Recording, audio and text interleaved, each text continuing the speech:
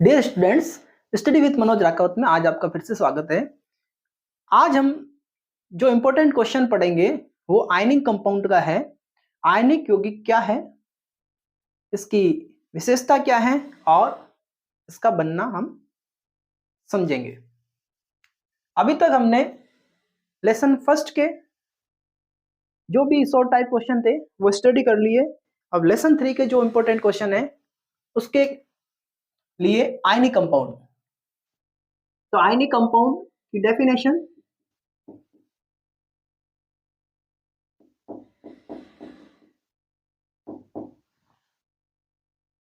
धातु से अधातु में इलेक्ट्रॉन का ट्रांसफर। आपको क्या याद रखना है कि धातु से अधातु में जब इलेक्ट्रॉन का ट्रांसफर होता है तो इस प्रकार से जो यौगिक बनता है वो होता है आयनिक कंपाउंड्स या इलेक्ट्रोवैलेंट कंपाउंड। तो धातु से अधातु में इलेक्ट्रॉन के स्थानांतरण से बने यौगिक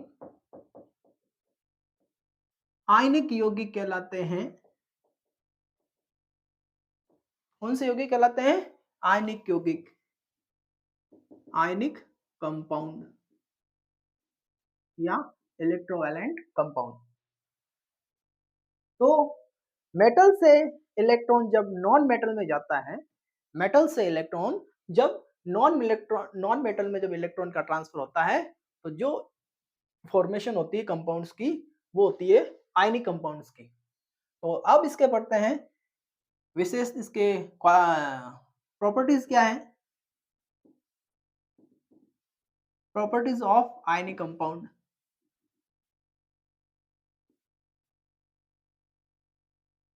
गुणधर्म,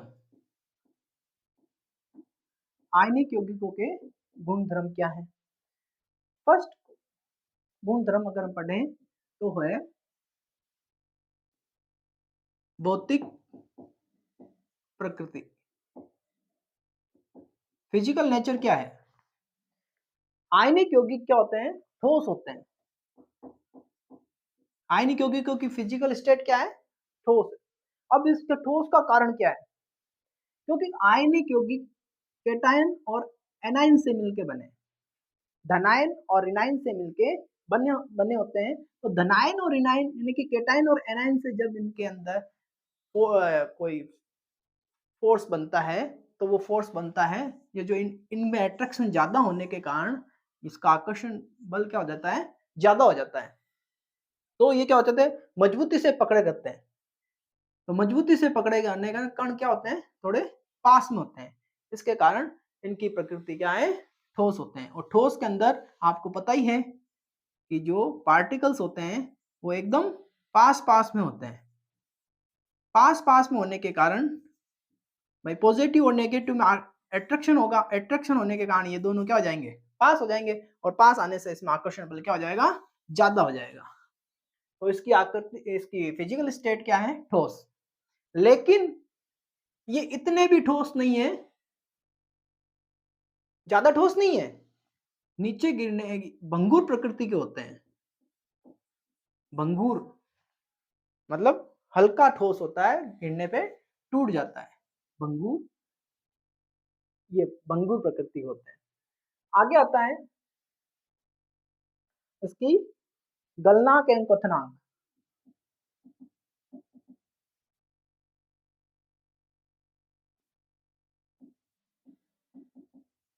melting point and boiling point दोनों ही गलनांक व क्वथनांक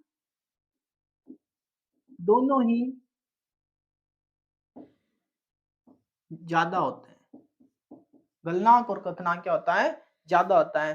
गलनांक और क्वथनांक ज्यादा होने के कारण क्या है? क्योंकि इनमें क्या होता है? आकर्षण बल क्या होता है? विपरीत आवेश से बना बंध है। इसके कारण इनको तोड़ने के लिए अधिक एनर्जी की आवश्यकता होती है। अधिक एनर्जी की आवश्यकता होने के कारण इनके गलनांक और क्वथनांक क्या होते हैं? ज्यादा होते हैं। क्योंकि आकर्षण बल क्या है, ज्यादा है। आकर्षण बल ज्यादा होता है, उसको तोड़ने के लिए क्या होना चाहिए, ऊर्जा की आवश्यकता अधिक होती है। अब मान लो कोई दो व्यक्ति में एकदम मजबूती से जुड़े हुए हैं, हाथ एकदम जुड़े हुए हैं, तो उनको हाथों को हटाने के लिए हमें एनर्जी की ज्यादा आवश्यकता होगी। उसी प्रकार इनमें क्या होता है, प्लस माइनस विपरीत आवेश होते हैं, जिनके कारण इनको तोड़ने के लिए एनर्जी की आवश्यकता अधिक होगी, यानी कि हमें इसको गर्म ज्यादा करना पड़ेगा। क्वथनांक का मतलब एक ऐसा निश्चित तापक्रम जिसमें पदार्थ उबलता है, वो होता है क्वथनांक। अगला है घुलनशीलता।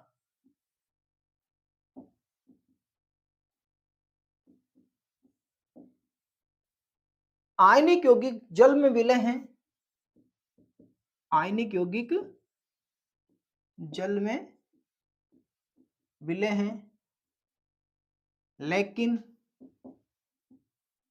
केरोसिन या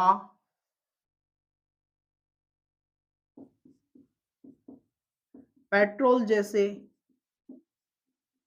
विलयन में अविलय है। आयनिक यौगिक जल में तो घुल जाता है, लेकिन इस प्रकार से जैसे अधूरी विलय केरोसिन पेट्रोल आदि के अंदर घुलते नहीं है। अगला है चालकता।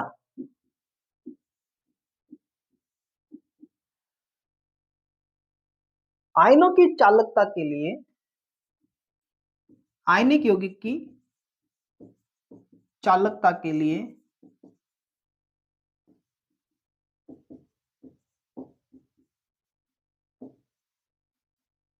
आवेशित कणों की गति आवश्यक है। आवेशित कणों की क्या है, गति आवश्यक है।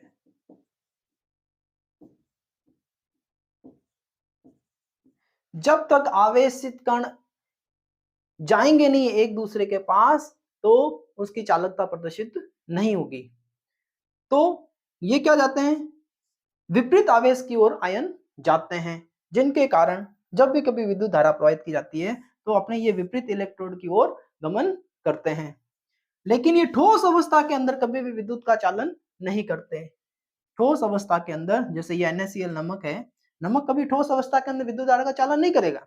लेकिन अब इसके अंदर पानी डाल दें, पानी डाल दें, तब ये करेगा विद्युत का चालन। तब इनमें क्या होगा, जो ये प्लस माइनस आकर्षण बल आपस में जुड़े हुए हैं, जो इनमें आकर्षण बल है, ये क्या हो जाएगा, कमजोर हो जाएगा। कमजोर हो जाएगा तो इलेक्ट्रॉन क्या हो जाएंगे, फ्री हो जाएंगे। इलेक्ट्रॉन फ्री, कमजोर होने से इलेक्ट्रॉन क्या हो गए, फ्री हो गए। जब इलेक्ट्रॉन फ्री हो जाएंगे तो ये आराम से एक स्थान से दूसरे स्थान पे चले जाएंगे, विपरीत आवेश की ओर चले जाएंगे। इस प्रकार से ये क्या करेंगे, चालकता प्रदर्शित करेंगे। तो ये हमारे आयनिक यौगिकों के 4 पॉइंट्स हैं, 4 प्रॉपर्टीज हैं। फिजिकल स्टेट ठोस होनी चाहिए, गलनांक और क्वथनांक ज्यादा होना चाहिए। आयनिक यौगिक की घुलनशीलता कैसी होती है, आयनिक यौगिक जल में विलय होते हैं लेकिन केरोसिन में अविलय होते हैं। आयनिक यौगिक क्या होते हैं, आयनिक यौगिकों का जलीय विलयन क्या होता है, विद्युत धारा का चालन करता है। ठोस अवस्था में कभी भी आयनिक यौगिक विद्युत धारा का चालन नहीं करेंगे। अगला हम पढ़ते हैं आयनिक यौगिकों का बनना।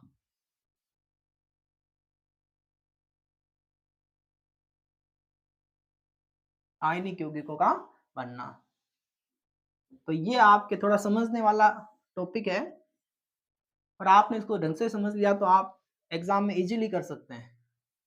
याद करके आप इसे काम नहीं चला सकते। तो फॉर्मेशन ऑफ आयनिक कंपाउंड,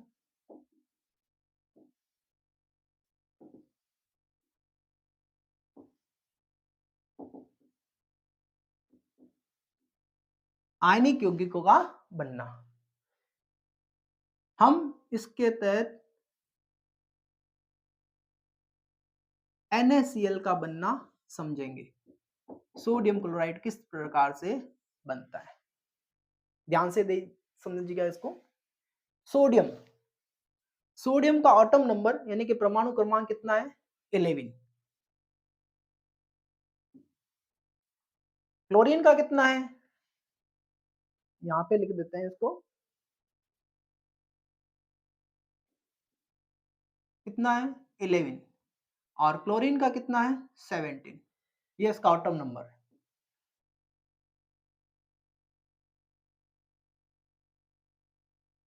इसका इलेक्ट्रॉनिक विन्यास यानी कि प्रत्येक कक्ष में इलेक्ट्रॉन कितने हैं? प्रथम कक्ष के अंदर फर्स्ट सेल के अंदर इलेक्ट्रॉन 2 है, सेकंड सेल के अंदर 8 है, और थर्ड सेल के अंदर 1 है।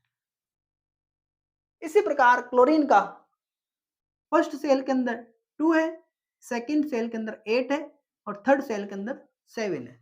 ये किस तरह से आया? इसके लिए हम थोड़ा 9th का पार्ट पढ़ लेते हैं।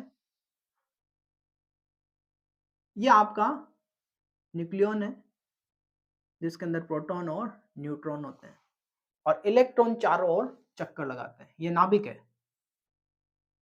ये फर्स्ट सेल, सेकंड सेल, और ये थर्ड सेल। किसी भी सेल के अंदर अधिकतम इलेक्ट्रॉन बढ़ने का फार्मूला होता है 2n²। इससे ज्यादा इलेक्ट्रॉन आप ज्यादा नहीं बढ़ सकते। ये फर्स्ट नंबर सेल है, ये सेकंड नंबर सेल है, और ये थर्ड नंबर सेल है। इसको के भी कहते हैं, इसको एल कहते हैं, इसको एम भी कहते हैं।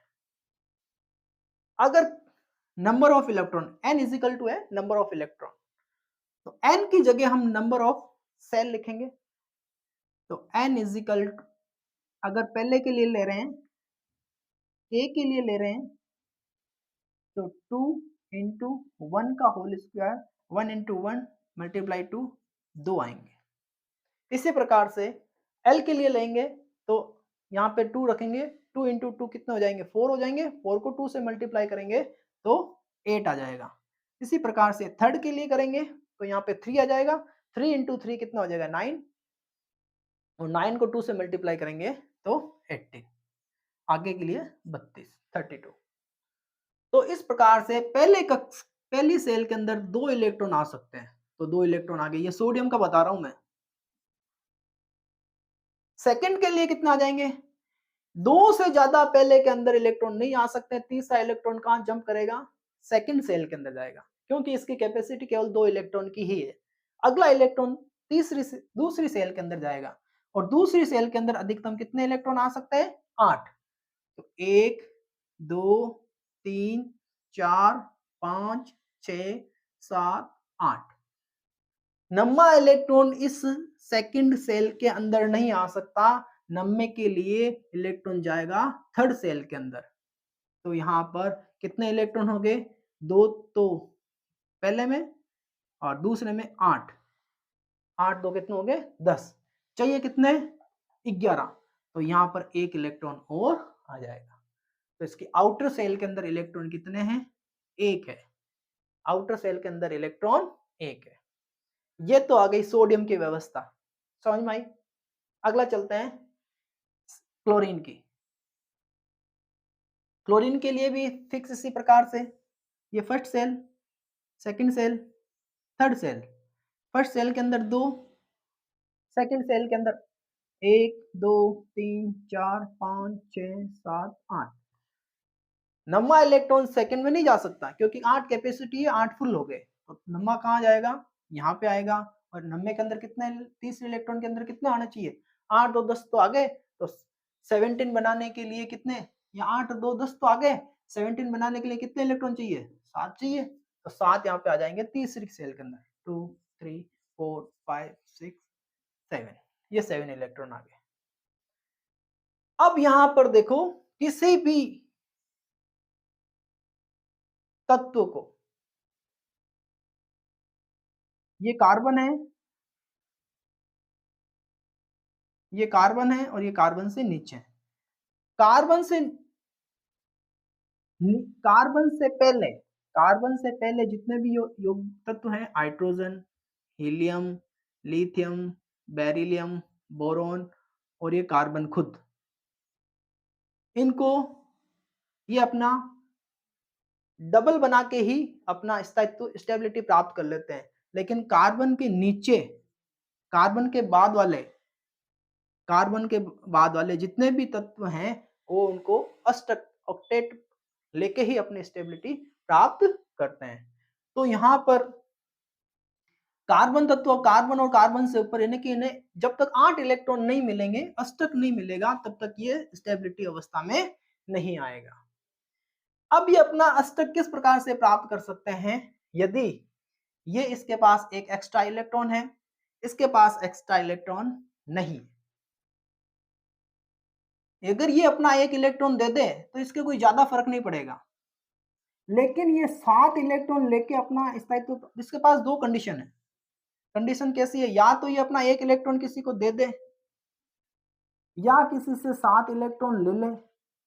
7 इलेक्ट्रॉन कोई देना पसंद नहीं करेगा, लेकिन ये एक इलेक्ट्रॉन जरूर दे सकता है। तो ये अपना एक इलेक्ट्रॉन, इसके पास एक इलेक्ट्रॉन की कमी है, यहाँ पे 7 है, इसके पास एक इलेक्ट्रॉन की कमी है, यहाँ पे एक इलेक्ट्रॉन एक्स्ट्रा है, तो ये अपना एक इलेक्ट्रॉन इसे दे देता है और ये बनता है NaCl, आयनिक यौगिक। ये हमने थोड़ा डायग्राम से किया है, अब इसको थोड़ा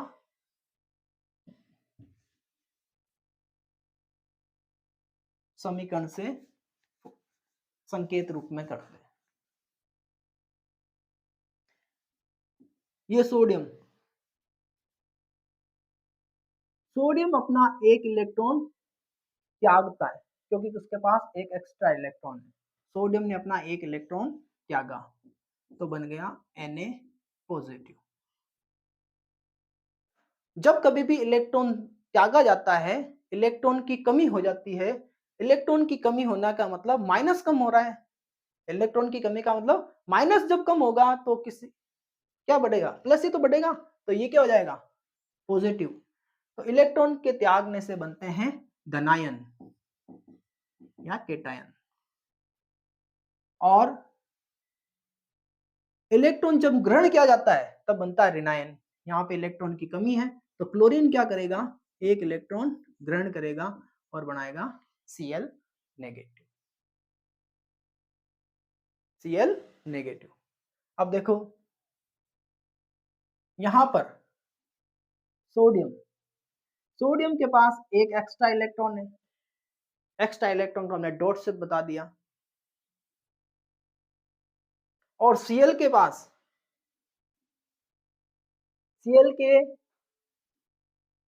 आउटर सेल के अंदर कितने इलेक्ट्रॉन हैं? 1 2 3 1 2 3 4 5 6, यहाँ कर देते हैं, चलो यही कर देते हैं।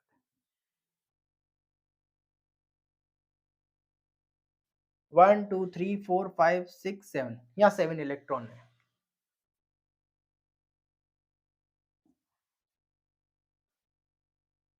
अब अपना ये जो एक्स्ट्रा इलेक्ट्रॉन है ये क्या आ जाएगा? इधर आ जाएगा। ये जो एक्स्ट्रा इलेक्ट्रॉन है इधर आ जाएगा, तब इसका भी काम बन जाएगा और इसका भी काम बन जाएगा। तो जब अपना सोडियम अपना एक इलेक्ट्रॉन त्यागेगा तो यहाँ पर क्या चार्ज आ जाएगा? इलेक्ट्रॉन त्याग करने से कौन सा चार्ज आता है? पॉजिटिव का आता है। यहाँ Cl, ये इलेक्ट्रॉन, जब ये यहाँ पे कितने इलेक्ट्रॉन थे? 1 2 3 4 5 6 और 7। ये इलेक्ट्रॉन का आ जाएगा, यहाँ आ जाएगा, तो इस पे कौन सा चार्ज आ गया? माइनस का। तो इस प्रकार से ये संरचना होती है। तो ये हमारा सोडियम क्लोराइड का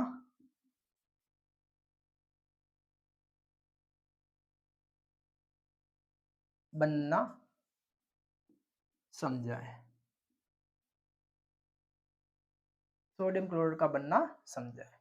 तो इस तरह से सोडियम क्लोराइड बनाया जाता है। तो ये एग्जाम के अंदर आ सकता है। तो आपको अच्छी तरह से समझ में आया होगा। मैंने पूरा बेसिक से बता दिया आपको किस तरह से इलेक्ट्रॉन बढ़े जाते हैं, क्या अधिकतम इलेक्ट्रॉन बढ़ने का फार्मूला है, किस तरह से इलेक्ट्रॉन फर्स्ट सेल से सेकंड में जाते हैं, सेकंड से थर्ड में जाते हैं, और जब इलेक्ट्रॉन त्याग करता है तो धनायन बनता है, और इलेक्ट्रॉन को जब ग्रहण किया जाता है तो ऋणायन बनता है या एनायन।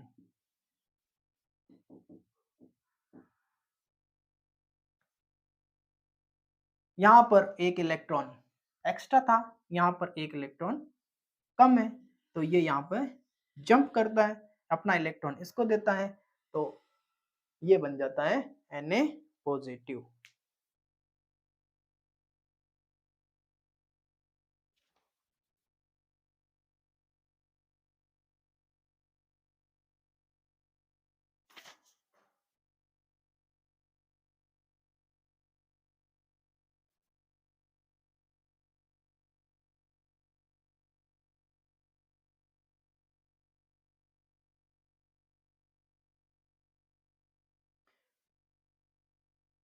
इसी प्रकार से हम एक और दूसरा भी समझ सकते हैं, MgCl2 का बनना भी समझ सकते हैं।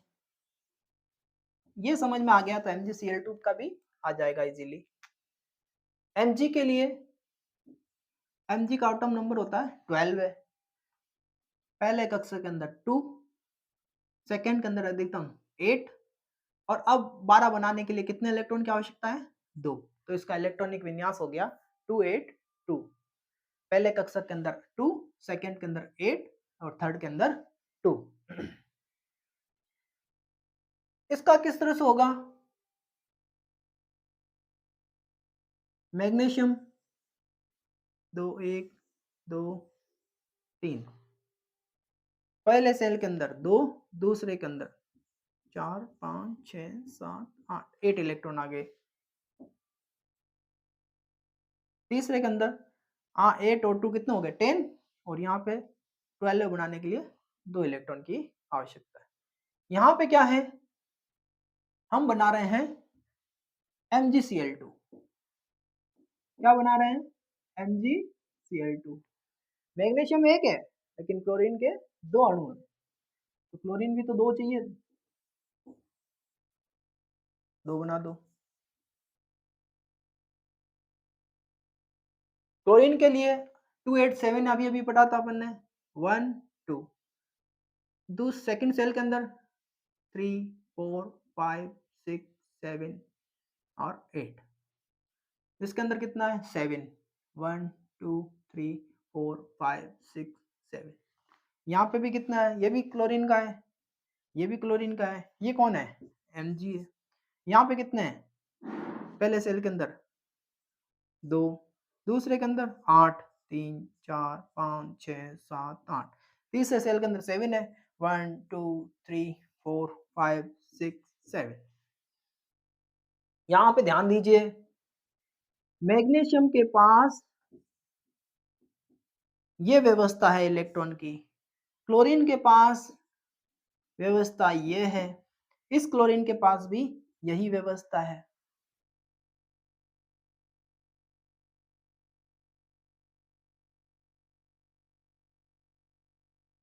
यहां पर एक एक्स्ट्रा इलेक्ट्रॉन है, 2 एक्स्ट्रा इलेक्ट्रॉन है,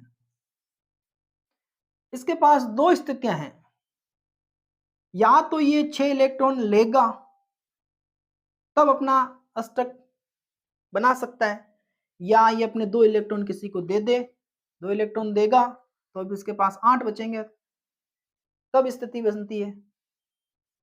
तो 6 इलेक्ट्रॉन लेना बहुत ही मुश्किल काम है, लेकिन 2 इलेक्ट्रॉन अपना दे तो सकता है। तो ये क्या कर देगा? इलेक्ट्रॉन का त्याग करेगा, और इलेक्ट्रॉन त्याग करने से ये बन जाएगा Mg डबल प्लस। यहाँ पे जो 2 एक्स्ट्रा इलेक्ट्रॉन है, यहाँ पे इसको कितने इलेक्ट्रॉन की आवश्यकता है? अष्टक बनाने के लिए, 8 बनाने के लिए केवल 1 इलेक्ट्रॉन की आवश्यकता है। अगर ये अपने 7 इलेक्ट्रॉन किसी को दे देगा तो इसकी तो व्यवस्था ही खराब हो जाएगी, इसका स्ट्रक्चर ही गड़बड़ हो जाएगा। मतलब 7 इलेक्ट्रॉन देगा तो इसके पास क्या बचेगा? कुछ नहीं बचेगा। लेकिन ये अपना 1 इलेक्ट्रॉन किसी से दूसरे से लेकर अपना काम चला सकता है, तो ये 1 इलेक्ट्रॉन ग्रहण करेगा, और ग्रहण करने से इस पे क्या हो जाएगा? इलेक्ट्रॉन ग्रहण माइनस लेगा, माइनस लेगा तो ये खुद क्या हो जाएगा? माइनस हो जाएगा। इसी प्रकार से यहाँ पे भी क्या हो जाएगा? माइनस हो जाएगा, और ये 1 इलेक्ट्रॉन इसको दे देगा, और ये 1 इलेक्ट्रॉन इसको दे देगा, तो ये बन जाएगा Mg डबल प्लस, और ये बन जाएगा Cl नेगेटिव। तो ये तो चित्र के बस हिसाब से। अब बनाते हैं अपन इलेक्ट्रॉन डॉट स्ट्रक्चर के हिसाब से।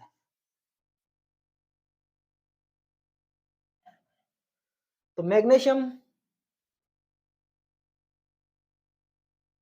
के पास 2 इलेक्ट्रॉन एक्स्ट्रा थे। मैग्नीशियम के पास बाहरी सेल के अंदर कितने इलेक्ट्रॉन है? 2 इलेक्ट्रॉन है।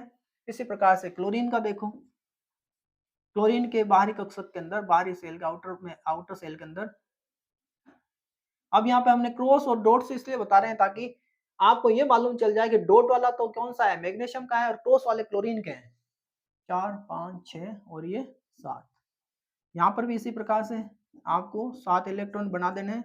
ये हमने 7 इलेक्ट्रॉन बना दिए। अब ये अपना, इसके पास 7 इलेक्ट्रॉन है, 1 इलेक्ट्रॉन चाहिए, इसके पास भी 7 इलेक्ट्रॉन है, 1 इलेक्ट्रॉन चाहिए, कहाँ से आएगा? मैग्नीशियम से आएगा। या ये वाला इलेक्ट्रॉन कहाँ से आएगा? मैग्नीशियम से आएगा। अब क्या व्यवस्था बनेगी?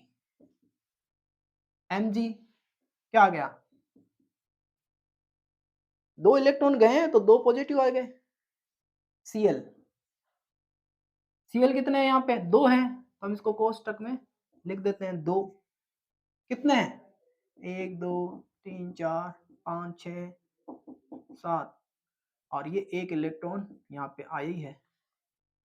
अब ऐसे या तो इसको खोल के एक और नीचे लिख दो, या ऐसे लिख दो, एक ही बात है, और ये आ जाएगा नेगेटिव।